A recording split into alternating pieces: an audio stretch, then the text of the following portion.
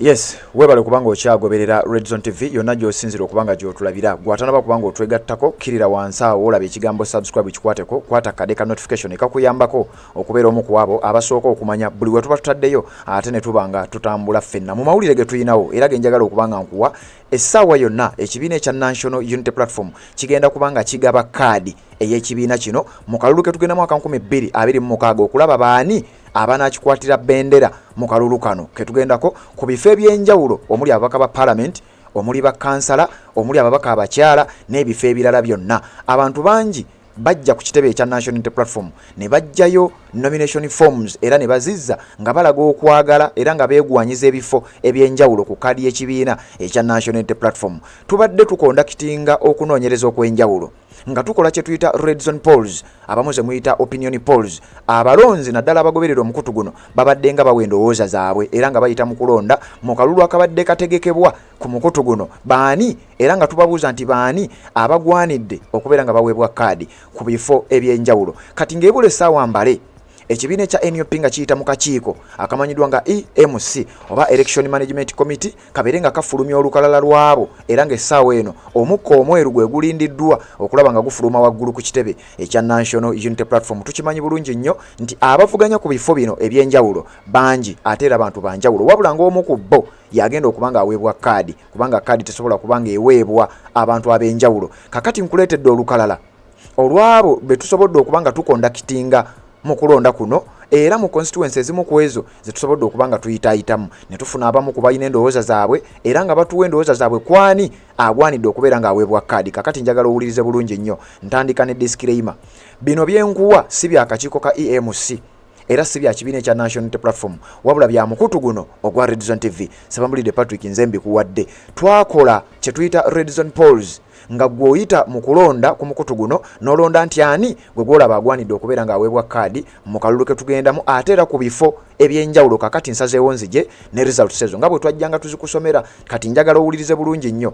Tukoze opinion polls zino okuva mu constituencies oba districts ze tumanyi ezisinga okubeera mu competition ey'amaanyi, ze tulowooza eziriko abantu abeegwanyiza kaadi ng'oba oli awo bonna b'amaanyi era nga buli sayidi esuubira nti kaadi yegenda okubeera ng'egifuna. Tutambudde constituencies eziwerako okuva ebaamunaanika ne tutambula paka mu district y'e Wakiso ku kifo ky'omubaka omukyala. Njagala kutandika nkuwe results nga bwe zitambudde naye nyongera okujjukiza nti bino byenkuwa si byankomeredde era si bya kakiiko akavunaanyizibwa ku nsonga zino era si bya kakiiko akagenda okufulumya results, si bya kibiina kya NUP wabula bya mukutu guno. Kakati wulira, twatandikidde mu constituency emanyiddwa nga baamunaanika Kawunte.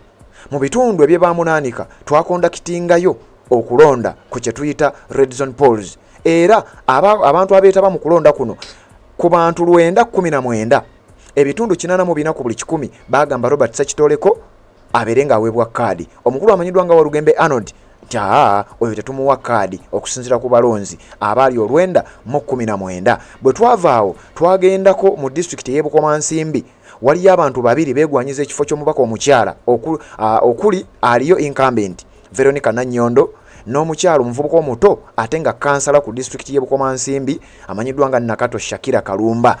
Abalonzi 609 bagamba nti ebitundu 83% Nakato Shakira Kalumba omuvubuka omuto ate kansala ate nga foot soldier bo bagamba nti gwe baba bawa kaadi. Omukyalo ono Veronica Nanyondo ekimu ku birowoozebwa okuba nti abantu bangi tebaagala ddizibwe kaadi.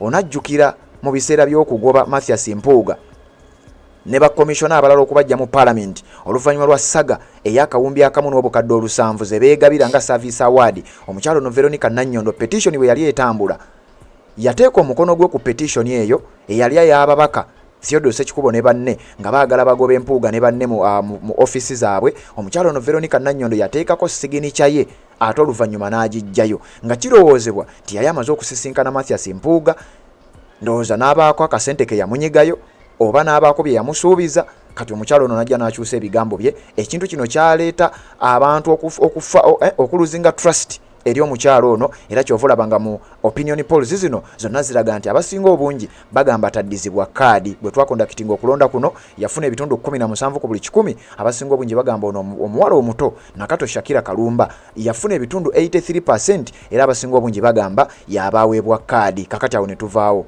ne tugendako mu constituency emanyiddwa nga Busiro East. Busiro East eno waliyo abantu basatu ndowooza okuvuganya kuyinza okubeera wakati w'abano.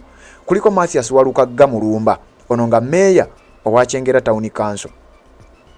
Walukagga gamba ku mulundi guno ayagala kubeera mubaka wa parliament akiikirire Busiro East era kaadi y'ekibiina kya NUP ajagalira ddala. Waliyo omusajja amanyiddwa nga Sempala Kigozi oyo naye agamba ayagala kifo ekyo. Mera Dubega Seggona nga yaliyo ye incumbent bali ababiri gwe baagala okubanga bajjako kaadi. Kakati bwe twakondakitinga okulonda mu constituency eno wulira we byatambula. Abalonzi twafuna 1,500 votes. Abantu ebitundu 7.5 ku buli 100 nga bagamba Mathias Walukagga yagwanidde okubanga aweebwa kaadi era wona abawangula. Sempala Kigozi yafuna ebitundu 8, incumbent Meda Lubega Seggona munnamateeka mukwano gwa Mathias Mpuuga ku balonzi 15,000 abalonzi ebitundu 16 16% bokka be baali bamusemba okubeera nga akyafuna kaadi. Awo ne tuvaawo era nga ne Seggona ono ndowooza ekimukubya kwe kubeera nti yavaayo nnyo n'ayimirira nnyo ne Mathias Mpuuga ate nga mu budde obwo Mpuuga yali ku nninga eyali emuteereddwako ekibiina kya NUP nga bamulanga okwegabira Service Award sente ziri obukadde 5 ekyali kiyinza okulabika nti kiyinza okukubya ekibiina kya National Unity Platform n'okukireetera ebizibu. Kakati Seggona ebimu ku bivaayo olw'ensonga ezo byebyo byolaba. Bwe twavaako eyo ne tugenda mu constituency emanyiddwa nga Busiro South. Busiro South eno waliwo abantu babiri. Omukulu amanyiddwa nga Charles Matovu ono nga incumbent era nga yaliyo mu kifo ekyo wetwogerera. Waliwo omukulu amanyiddwa nga Matiya Lwanga Bwanika ono nga abadde ssentebe owa Wakiso District. Kati ku mulundi guno agamba kati nkoyo okubeera chairperson wa LC5 njagala kubeera mubaka mu parliament nkiikirire constituency emanyiddwa nga Busiro South. Era kaadi eno bagivuganyako babiri okusinga. Matiya Lwanga Bwanika ne Matovu Charles aliyo. Abalonzi 519 abeetaba mu kalulu kano ebitundu 67% bagamba ekituufu Matiya Lwanga Bwanika yagwanidde okubanga aweebwa. Abantu ebitundu 33% bokka be baasemba Charles Matovu okubanga bamuddiza kaadi. Ekimu ku birowoozebwa okuba nti biwanise nnyo Matiya Lwanga Bwanika kwe kubeera nti omusajja waabeeredde ssentebe owa district y'e Wakiso aliko ebintu bingi nnyo byakoze era alabiddwako emirundi mingi nnyo ng'alwanagana n'abasajja abachina, alwanagana n'abakungu ba gavumenti ku nsonga z'okubba ettaka noba oliawo n'okukola ebikolobero ebirala abantu ba bulijjo bye batafunamu. Era n'egyo buvuddeko twakuwa amawulire wano nga Matiya Lwanga Bwanika oyo alwanagana n'abachina abali baliko ekitundu gye basima omusenyu nga tebalina lukusa lwa district gyakulembera nga tebalina bbaluwa yonna ebakkiriza newankubadde tetwamanya gye byaggweera naye nakuwa amawulire ago. Kakati kino kirowoozebwa okuba nga kiwadde nnyo Matiya Lwanga Bwanika n'okubeera loyo eri ekibiina kya NUP kimuwadde nnyo amaanyi okulaba nga abantu abasinga bagamba yabaakwata kaadi ebitundu 67 ku buli 100 ku bululu 1519. Then Charles Matovu aliyo n'afuna ebitundu 3 ku buli 100. Awo nno bwe twavaawo ne tugendako mu constituency y'e Busujju. Kati nno ffe wano nga Red Zone TV we tusinzira okubanga tukuweereza ambulera yaffe ya Red Zone Media Group tusinzira mu constituency y'e Busujju era naffe atukiikirira aliyo ye David Tukyamuzika Lwanga. Bwe twasalawo okujja okondakitinga Red Zone polls zino mu bitundu bino twakizuula oba okusinzira ku balonzi 889 abeetaba mu kalulu kano. Abalonzi ku balonzi bano ebitundu 36 ku buli 100 be baasemba omubaka aliyo okubeera nga addayo. Naye nakugambye bino byenkuwa si byankomeredde ate era si byakakiiko, zino ze bayita opinion polls. Ebitundu 36 ku buli 100 ku balonzi 889 bagamba Kalwanga bamuddize kaadi. Ebitundu 64 ku buli 100 bagamba Gavin Kasirye Gwanga babeere nga bamuwa kaadi. Ekireetedde Gavin Kasirye Gwanga okubeera nga abantu abasinga obungi bandyagadde aweebwe kaadi lwa kitaawe ligase ya Kasirye Gwanga ono mutabani wa Jeno Kasirye Gwanga omugenzi. Kasirye Gwanga we yafiira yali amanyikiddwa nti mukwano nnyo ogwa His Excellency Robert Kyagulanyi Ssentamu era n'emirundi mingi nnyo Robert Kyagulanyi Ssentamu gye yalabwako ng'akyalira Kasirye Gwanga mu bibira bye eyo sayidi z'e Busujju gye yabeeranga. Kakati njagala okutegeeza gwampuliriza abantu babiri abaakavaayo kwegamba waliwo abalala naye twasazeewo tukuwe abali competitive kwegamba competition wakati waabo abaliko amasannyalaze ku kaadi eno mu bitundu ebyo bye tusinze okubanga tutambula nawo kuba bwe twamala okondakitinga akalulu kano twafunayo ate n'amannya amalala nti waliwo abalala abajja nga nabo beegwanyiza kaadi eyo newankubadde tetwasobola kubeera nga ate tubamanya mu budde ku balonzi 889 ebitundu 62 ku buli 100 bagamba Gavin Kasirye Gwanga mutabani wa Kasirye Gwanga yabaweebwa kaadi awo n'awangulawo incumbent David Luchamuzi Kalwanga abantu ebitundu 32 ku buli 100 be baali bagambye kyaffe gwe tusemba abeere ng'akwata kaadi ey'ekibiina kino bwe twava awaawo ne tugenda mu constituency emanyiddwa nga Gomba East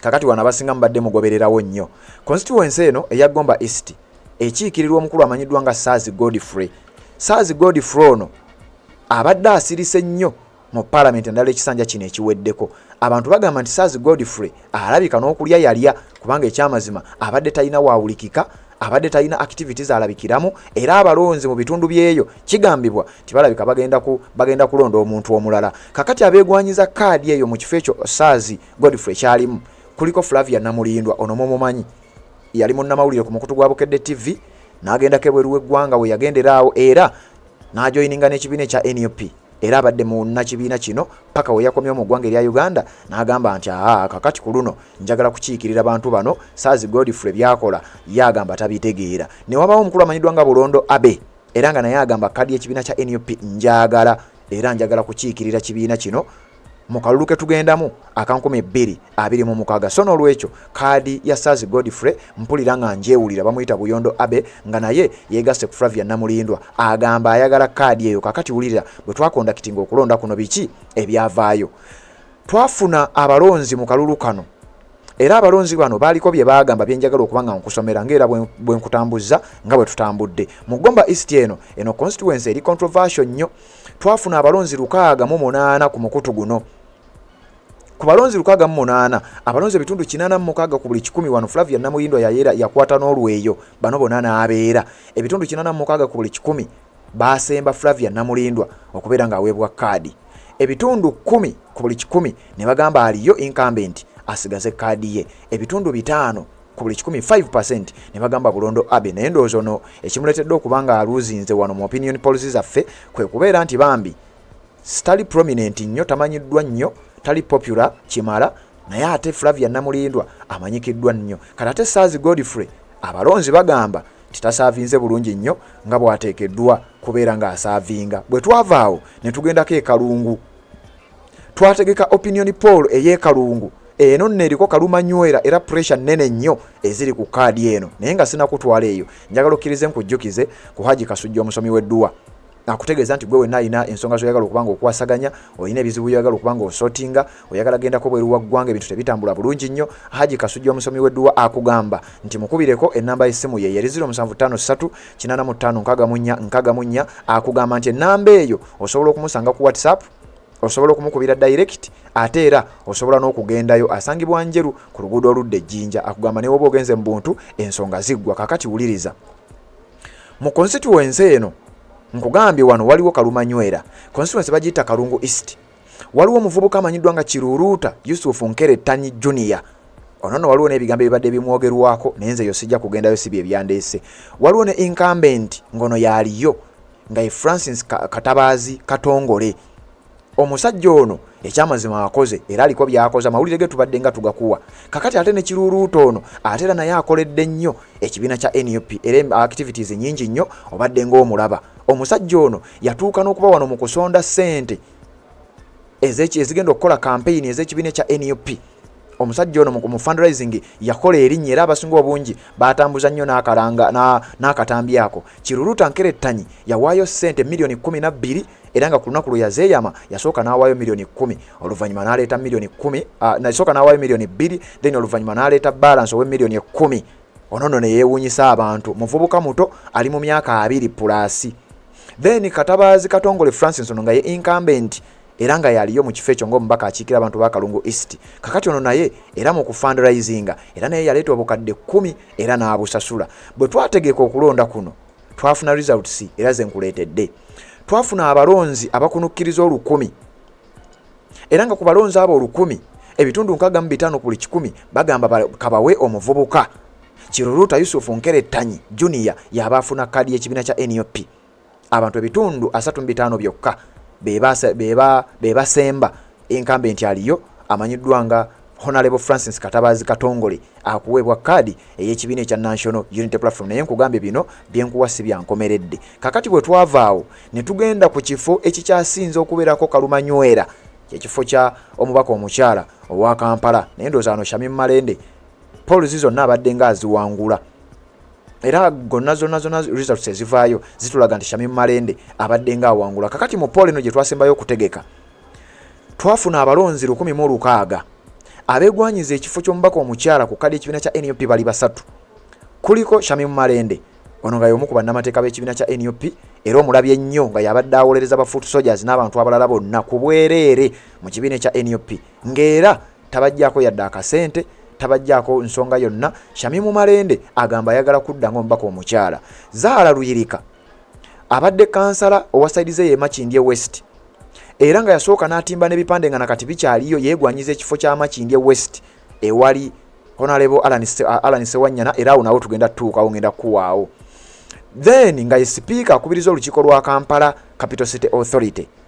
Kakati ku mulundi guno yeekyusiriza mu kiti ng'embazzi, era yasooka n'atimba ebipande e Makindye West eyo, ate oluvannyuma n'akyusa n'ajja n'agamba kati njagala kya Kampala District ewali Shamim Malende. Waliwo n'omukyala amanyiddwa nga Winfred Nakandi, ono nno mwamulaba, bano baatuuka okubatuuza oluvannyuma lw'abawagizi baabwe kubeera nga baali beeyogerera ebisongovu. Ekibiina kya NUP ne kibatuuza Shamim Malende ne Zahala Luyirika ne beesikaŋŋana n'emikono, agamawulire twagakuwa wagalaba. Then bwe baali baakamala okukola kino, omukyala ono Winfred Nakandi n'avaayo nga yeekubira enduulu, agamba nti ye tebaamukonsidalinga, nti era ye bamutwala nga ataliwo oluvannyuma lw'ebigambo ebyayogerwa. Jjukira Deputy President amanyiddwa nga Muwanga Kivumbi, bano we baamala okusikaŋŋana mu mukono, yavaayo najja n'akola statement n'agamba nti singa abawagizi ba sayidi emu banaalemezaamu omuntu waabwe tuyinza omudisqualifyinga ne tuba nga tugenda n'oyo abaasigadde. Kati Winfred Nakandi ng'agamba nti ate mugenda mutya n'asigaddewo ng'ate tuliko basatu, kitegeeza bombi balina kuvaawo nemba nga nze nfuna kaadi. Ebigambo ebyo mwabiwulira ku mukutu guno twabikuwa. Kati bwe twategeka opinion poll eno twafuna abalonzi 106 nga wobalabaawo. Ku balonzi 106 ebitundu 86 ku buli 86%. Wano Shamim Malende yabawangulira yakwata n'olweyo yayera bwezi 86%.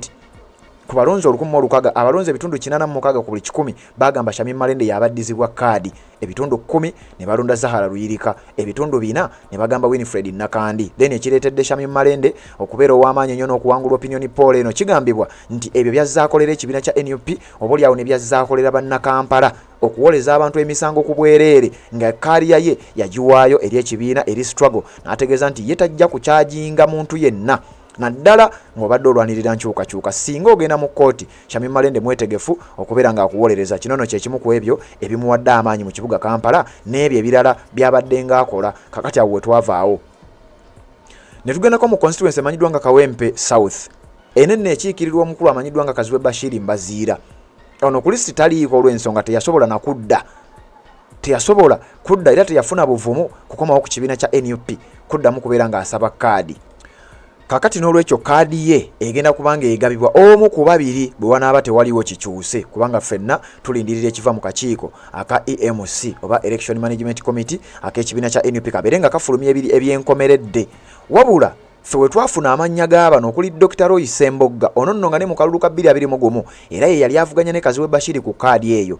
Mu kalulu ako gwe yagoberera kaadi eyo yaliko competition y'amaanyi nnyo era yavaako obuzibu bungi nnyo, kubanga Roy Sembogga abantu abasinga obungi baali bamanyi yagenda okuweebwa kaadi.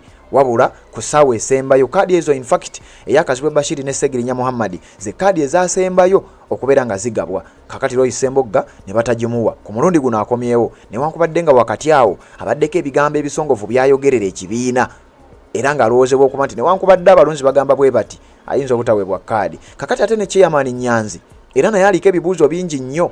Kakati wano no wali Kalumanywera constituency ya Kawempe South ffenna tetumanya ani agiroga. Abalonzi 10 be beetaba mu kalulu kano, nga ku balonzi 10 ebitundu 66 bagamba Roy Sembogga bagimuwe, ebitundu 34 ne bagamba Chairman Nyanzi. Wano Roy Sembogga n'awangulawo. Abantu 64% nga bagamba Lois Emboga chairman Nyanzi totuleetera, then ebitundu 3 ku buli 100 nga bagamba Lois Emboga totuleetera kubanga abadde nga avuma ekibiina kya NUP tebamuwa kaadi. Bwe twavaako awo ne tugenda mu constituency emanyiddwa nga Kimaanya Kabonera. Eno constituency ekiikirirwa omukulu amanyiddwa nga Dr. Abedi Bwanika, oyo yebibye mu bimanyi sijja na kubinnyonnyola. Dr. Abedi Bwanika y'omu ku ye foot soldier wa Mathias Mpuuga, ye bodyguard we, ye mukuumi we, ye buli kimu wa Mathias Mpuuga, era byonna ebyaliwo mwabimanya. Kakati Kimaanya Kabonera ono n'abanga ye already yagenda ddane mu kibiina kyabwe kiri kye baakola, in fact be bamu ne ku baakikola. Kati constituency eno ekibiina kya NUP kirinayo abantu babiri, waliyo Judy Mbabaali ono nno munnamateeka, ne wabawo Kuteesa Patrick ono naye ayagala kaadi ekibiina kya NUP mu constituency emanyiddwa nga Kimaanya Kabonera.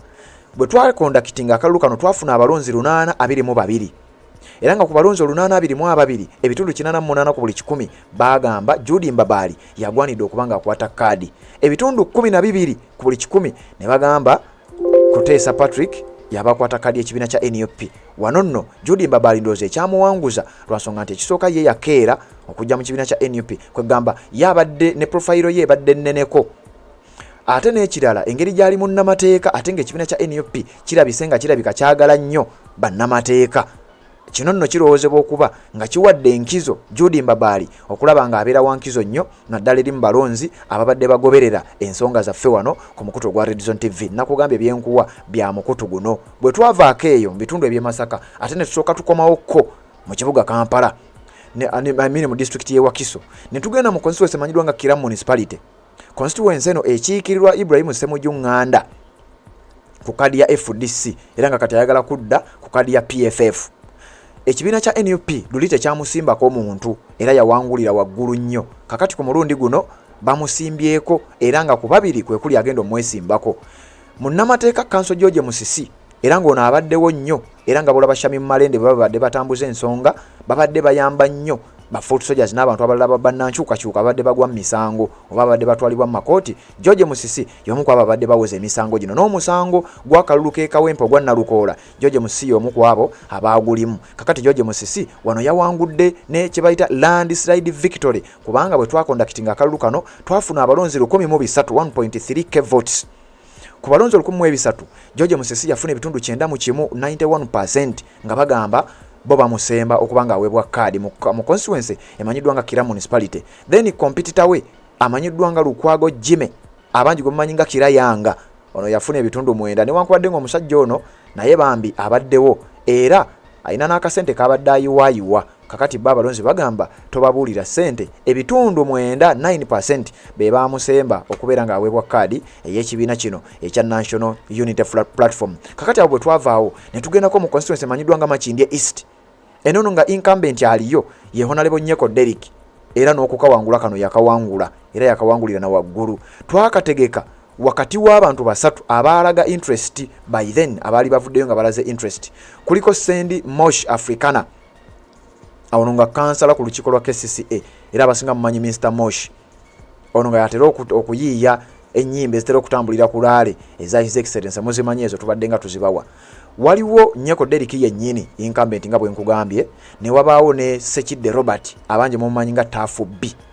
Ku balonzi 107 abeetaba mu kalulu kano okuva e Makindye East baagamba nti ebitundu 24 24% be baali basemba Mr. Mosh. Ebitundu 7 70% ne basemba Nyeko Derrick nga incumbent era ddeyo.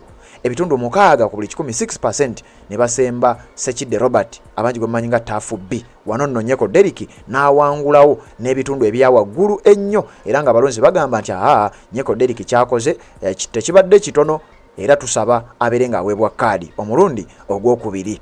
Ne tugendako mu constituency eno nno nayo competition y'amaanyi nnyo. Constituency eno emanyiddwa nga Makindye West. Abantu bano mu kusooka twategeka akalulu kano baaliyo bana. Waliyo Zahara Luyirika, nga waliyo Kasiri Nganda Mulyannyama, nga waliyo David Musiri, nga waliyo ne Alan Sewanyana. Nga Alan Sewanyana ono ye incumbent yaliyo era ku kadi y'ekibiina kya NUP. Wabula akalipa akali ku Alan Sewanyana nti mu kalulu akawedde baatuuka ku nzikiriziganya era ne Musiri David abeere nga asigalayo then ekisanja kimu. Kakati ate kyewunyisizza David Musiri era ebigambo ebyo twabikuwa gye buvuddeko ng'agamba twakkaanya n'omusajja nti leka mmulekere ekisanja kiri then kino ekisanja mbeere nga nzija abeere nga takomawo. Kakati Zahara Luyirika ate ye wano nadduka mu leese eno naddukira e Kampala ewali Kyami mu Malende ne basigalamu basatu, Mulyannyama, David Musiri ne Alan Sewanyana. Twafuna abalonzi nga tukonda kitinza akalulu kano 1,200 era nga ku balonzi 1,200 abalonzi ebitundu 7 ku buli 100 bagamba nti basemba Kasirye Nganda Mulyannyama yabakwata kaadi eyo. Ebitundu 17 ne basemba Musiri David, then ebitundu 13 ne basemba Alan Sewanyana. Alan Sewanyana ono ekimu ku biroozebwa okuba nti byandibanga bimukubya be bantu okubanga tebakkiriza kubeera nti yasibwa ne Segirinya Muhammad, wabula Segirinya yatulugunyizibwa nga obulwadde nga Alan Sewanyana alinga alabika nga alyokkeye, alinga ye ataalwala, alinga ye ataatulugunyizibwa, alinga ataatekebwako mbeera. Ate era bwe baafuluma Segirinya obulamu bwe tebwaddamu kubeera kyekimu, era musajja atu yamaliriza n'okufa afudde. Alan Sewanyana ono abantu baamutandika omuteekako ebigambo nga bw'ayinza okuba nga alina kyamanyi ku bintu ebyo ebyakolebwa oba ebyatuukibwa ku Honorable Segirinya Muhammad kati omugenzi. Kakati era abalonzi bwe batyo ne baba nga batandise okuba nga bamukubamu ebituli olw'ensonga ezo, naye nkugaye bino byenkuwa si byankomeredde. Ebitundu 75 bagamba Kasirye Nganda Mulyannyama, 17 Musiri David, Alan Sewanyana ebitundu 13. Awo nawo twavaawo mangu ne tugenda mu constituency emanyiddwa nga Mawokota North. Wano n'owulirizaawo nnyo. Mawokota North eyo waliwo omubaka Honorable Hilary Kiyaga ye incumbent era ngono yawangula Amelia Kyambadde, era twategeddeko nti n'Amelia Kyambadde yakomyewo mu kalulu kano. Hilary Kiyaga oba Hildaman agamba ye akyaliwo nnyo okuddamu okumeggana n'Amelia Kyambadde. Waliyo amanyiddwa nga Bugembe Abubeka, ono naye agamba njagala kadi ya NUP, Hilary Kiyaga nviire nze mba nfaafagana n'Amelia Kyambadde. We twategekera akalulu kano bombi baali beegwanyiza kaadi eyo. Twafuna abalonzi 10,000 okuva mu Mawokota North era nga abalonzi 10,000 ebitundu 58 ku buli 100 bagamba tuzeeyo Hilary Kiyaga. Abalonzi ebitundu 42 42% nga bagamba tukyuseemu kaadi tugiwe Bugembe Abubeka afaafagane n'Amelia Kyambadde. Ebyo nabyo bye byava mu constituency emanyiddwa nga Mawokota North ewali Hildaman oba Hilary Kiyaga. Kakati bwe twavaakaawo engeri wano gye weeriraanye twakkirira bukkirizi mu district y'Emityana kubanga constituency ya Hildaman eyawukana ne district y'Emityana eyawukana ne constituency y'Ebusujju n'ebirala.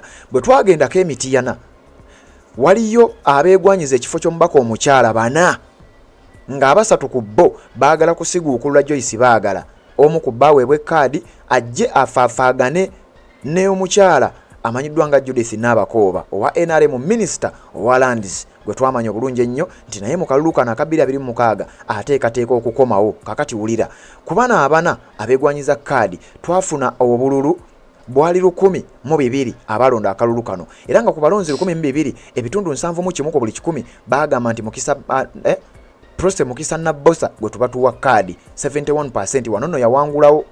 Nalubega Fausta 5 ono nga kansala Saidi Zemakindye naye abalonzi ebitundu 10 ku buli 100 ne bagamba yabakwata kaadi. Waliwo gwe bayita Nalweyiso Catherine Tusuubira ono nga speaker w'olukiiko lwa district y'Emityana era naye abatu ebitundu 5 ku buli 100 bagamba tumuwe kaadi 5%. Then Joyce baagala n'afuna ebitundu 15 ku buli 100. Kakati Proste Mukisa Nabbosa awo n'abanga nawo yawangulawo. Ne tukkirira mu Mityana municipality era waliwo ayagala okujjako Zaake Francis Butebi kaadi era wano baali batusabye nabo tukonda kitingewo. Kakati wuliriza Mugisha Patrick Nshimye ono yeeyita omunyarwanda wa Kabaka agamba ayagala kaadi ya Zaake ne Zaake agamba nkyaliwo nkyazoganya. Era bwe twakonda kitinga akalulu kano twafuna abalonzi 1,500 balambirira ku balonzi 1,500 ebitundu 93 ndowooza mu lulu bwonna bwe tutegese Zaake yasinga okuwangula ne kibayita landslide victory kubanga Zaake yafuna ebitundu 93% nga balonzi bagamba ffe gwe tusemba bamuddize kaadi tewali nakyo tubuuza. Ebitundu 7% omunyarwanda wa Kabaka Mugisha Patrick Nshimye bwatyo ye n'akuliitawo n'ebyo. Ne tugenda mu constituency emanyiddwa nga Mityana North. Emityana North eno waliyo abasajja 2 bonna be batta omusange. Omu ye Bishop Tomusange William Bifaaki ono gwe mulaba omusajja atera okujja n'asaba oyo Bishop. Then waliyo musomesa Tomusange Isaac ono musomesa wa ku university nanga ayogera kamwakoogera yansomesaako ku university ya Kabaka eya Muteesa the First Royal University yansomesa emyaka 3. Kakati Bishop Tomusange agamba ayagala kadi ya NUP. Musomesa Isaac Tomusange agamba ayagala kadi ya NUP. Bafaafaagane aliyo incumbent ye Muhammad Kibedi Nseegumire era ne Kiwanda tetumanyi oba anaakomawo oba taakomewo. Naye mu constituency eyo twakondakitingayo okulonda, twafuna abalonzi 104 era nga ku balonzi 104 ebitundu 7.5 ku buli 100 balonda Bishop Tomusange William. Musomesa Isaac Tomusange n'avaawo n'ebitundu 25 ku buli 100 abalonzi nga bagamba yaba akwata kaadi. Bwe twavaako awo ne tusigalira mu Mityana, waliyo constituency endala Mityana South, eri ebadde Mityana North, then eno kati Mityana South. Mityana South eyo waliyo abeegwanyiza kaadi bali 4. Kuliko Nalubega Kevin Nsamba, Nalwoga Kevin Nsamba, ne kubaako omukulu amanyiddwa nga Katende Kezekia Waswa bagala kadi ya NUP. Kuliko Kintu Fred Grace oyo naye agala kadi ya NUP, ne wabaawo n'omukulu amanyiddwa nga Nteesibe Martin. Kakati ku bana abana bwe twakondakitinga red zone polls zino babantu ebitundu twafuna obululu bwali obululu 178 ku balonzi abo ebitundu 7.6 76% bagamba Nalwoga Kevin Nsamba omukyala yagwanidde okubanga akwata kaadi. Ebitundu 7% ne bagamba Katende Kezekia Waswa yabakwata kaadi. Kintu Fred Grace ne baga abalonzi ebitundu 7 be bali bamusemba, n'ebitundu 10 ne bagamba Nteesibe Martin yabakwata kadi y'ekibiina kyaffe mu constituency emanyiddwa nga Mityana South. Awo nawo ne tuvaawo ne tukkirirako mu Mpigi district. Mpigi district abeegwanyiza ekifo ky'omubaka omukyala bali 4 balambirira, ate bonna b'amaanyi, ate era bonna bannakibiina kya NUP. Twalonda nga waliyo no incumbent aliyo ye Teddy Namboze, naye ate mu opinion poll ene ya red zone poll bamuwangula, abantu bagamba tagwanidde kubeera nga akwata kaadi eyo. Kakati ulire ebyavaayo, twafuna obululu bwali 103 obwalondebwa ku kifo ky'omubaka omukyala akiikira Mpigi district, era nga ku bululu 103 ebitundu 46 ku buli 100 46% bagamba nti omukyala Nakintu Joanita Lule yabakwata kaadi, era omukyala ono bano yabawangula, yafuna ebitundu 46 ku buli 100 46%. Then omukyala amanyiddwa nga Teddy Namboze incumbent n'addako n'ebitundu 37 ku buli 100 37%. Omukyala Nalungi Joanita Kawesi nafuna ebitundu 88%. Then ne Hajati Nakirijja Aisha nafuna ebitundu 9 ku buli 100. Omukyala ono Teddy Namboze ye incumbent naye bamukubamu nnyo ebituli, era opinion polls zonna zitubadde tutegeka teriyo n'emu gye yali awangudde. Kyovula bawo twavaawo ne tuddayo mu Bende municipality abazze bagoberera kakasa mumanyi ne Kalumanywera. Eno no waliyo n'ebigambo bingi nnyo. Akalulu kano twali tukavudde namu akamu Bende municipality olw'ebigambo ebiriyo, naye nga womanya ate abantu nga batubanja tuboyeko ku bye mu Bende. Waliyo abantu 3 abeegwanyiza kadi ya NUP. Kuliko Segawa Ismail Shuaman, mumanyinga Shuaman Segawa akola ku Radio Simba. Ne wabaawo Nabawanuka Sumaiya, ono no munakibiina kya NUP ate foot soldier, ate nga abaddewo nnyo okuviira mu kalulu ka 2021. Kuliko ne Kamanya Bob, ono naye agamba ayagala kadi ya NUP. Bwe twategeka okulonda kuno twafuna abalonzi 108. Ku balonzi 108 ebitundu 81 ku buli 100 81% bagamba Shuaman Segawa oba Segawa Ismail aweebwe kaadi. Ebitundu 13 13% ne bagamba Nabawanuka Sumaiya aweebwe kaadi. Then ebitundu 7% ne bagamba Kamanya Bob aweebwe kaadi. Awo nawo ne tubanga tetwalwawo, twavaawo mangu ne tugenda ke Mukono. Waliwo yali atubuza ye Namboze tavuganyizibwako. Kakati ulira Mukono municipality twafuna abalonzi 15 abeetaba mu kalulu kano wakati wa Namboze Betty Bakireke n'omukulu amanyiddwa nga Katete James abeegwanyiza kaadi. Katete James agamba ayagala kaadi ya Namboze kubeera nga amujja mu kifo ekyo. Kakati mu kalulu kano ke twategeka ku balonzi 15 abalonzi ebitundu 83% bagamba Betty Namboze Bakireke toyina nakyo tugamba tumuddize kaadi, era yawangula nnyo. Then Katete James nafuna ebitundu 17% kakati wano Betty Namboze Bakireke bano ne babanga yawangula okubeera nga aweebwa kaadi. Bwe twali era mu Mukono twakondakitinga ku Mukono district woman MP omukyala aliyo ye Nabuka era Hanifa Hussein ye incumbent. Kakati Sheira Amaniyo Namugalu agamba ayagala kaadi eyo kubeera nga agimujjako. Era bwe twakondakitinga akalulu kano abalonzi bwe twafuna baali bawerera ddala 1,532 ku balonzi 1,532 abalonzi ebitundu 77 77% bagamba Sheira Amaniyo Namugalu aweebwe kaadi y'ekibiina kya NUP. Then incumbent Nabukeera Hanifa yafuna ebitundu 23 ku 100 byokka. Awo nawo tetwalwawo ne tuvaawo ne tugenda mu constituency emanyiddwa nga Nakifuma. Nakifuma eno waliyo incumbent ye Simbwa Fred mubaka aliyo ku kadi ya NUP era akyasavinga. Ne wabawo Kiwanuka Sulaiman ono naye muna NUP yavaayo ne yeesowolayo agamba ayagala kaadi eyo kubeera nga ajjayo simbwa mu constituency emanyiddwa nga Nakifuma. Kaakati bwe twakondakitinga okulonda kuno ebitundu ku bululu 108 ebitundu 72% bagamba Kiwanuka Sulaiman tumuwe omukisa akwate kadi ya NUP. Then ebitundu 28 28% ne bagamba Simbwa Fred gwe tubatuwa kadi ey'ekibiina kino. Ne tukkirira ne tugendako e Nansana municipality. Akalulu ke Nansana kano kaliko abantu basatu okusooka. Kwaliko Zambali Blasi omukasa, kwaliko Mayanja Ibrahim abangi mumanyinga Big Eye, ne kubaako ne kana Kambata John Bosco Serunkuuma. Wabula ne wayita akabanga katono John Bosco Serunkuuma race eno n'agivaamu n'agenda avuganye ku kifo kya meya Nansana municipality. Race nesigalamu abantu babiri, Zambali Blasi omukasa ne Mayanja Ibrahim oba Big Eye. Kakati bwe twagenda okondakitinga akalulu kano twafuna obululu 108 obwalondebwa, era nga ku bululu 108 ebitundu 74% bagamba basemba Zambali Blasi omukasa, ebitundu 26 26% ne bagamba leka tuwe Big Eye oba Mayanja Ibrahim kadi y'ekibiina kya NUP. Awo ne tuvaawo ne tugenda Nyendo Mukungwe ewa Mathias Mpuuga eyatandika DF era nga akimanyi bulungi nnyo takyadda mu NUP. Waliwo abantu basatu abeegwanyiza kadi eya Mathias Mpuuga bagimuggyeko era bamuwangule bamugyewo. Kuliko Samu Moyizi Mulindwa ono nga naye munnamateeka mu kibiina kya NUP era nga naye ali omu ku abo ababadde balwanirira ba foot soldiers ababadde bagudde misango abadde abawoleza era naye ku bwerere. Samu Moyizi agamba yagala kadi eyo. Alice Nannungi agamba yagala kadi eyo, ne Lubowa Sebina Javiira naye agamba yagala kadi eyo. Ku balonzi 109 abalonzi 109 abalonda akalulu kano ebitundu 68 ku buli 100 bagamba Samu Moyizi, ebitundu 23 23% bagamba Alice Nannungi, Lubowa Sebina Javiira n'avaayo n'ebitundu 9. Abalonzi baali 95 si 109 baali 95. Kakati wano Samu Moyizi n'abanga yabawangula n'ebitundu 57 ku buli 100 mu kalulu ako. Ne batubuuza ku byerubaga. Twagendako mu constituency ya Rubaga South ne tukonda kitingayo era eno twafunayo abalonzi 104 ku balonzi 104 nga tubabuuza ku bantu abasatu abeegwanyiza kadi era nga aliyo nga incumbent nga simulala ye Alozias Mukasa. Alozias Mukasa ono okusinzira ku bantu ku ground tatambudde bubi newankubadde ate era si yatambudde obulungi ekiri awo. Kati abalonzi abasinga obungi boogera balina mixed reactions ku nsonga ya Alozias Mukasa.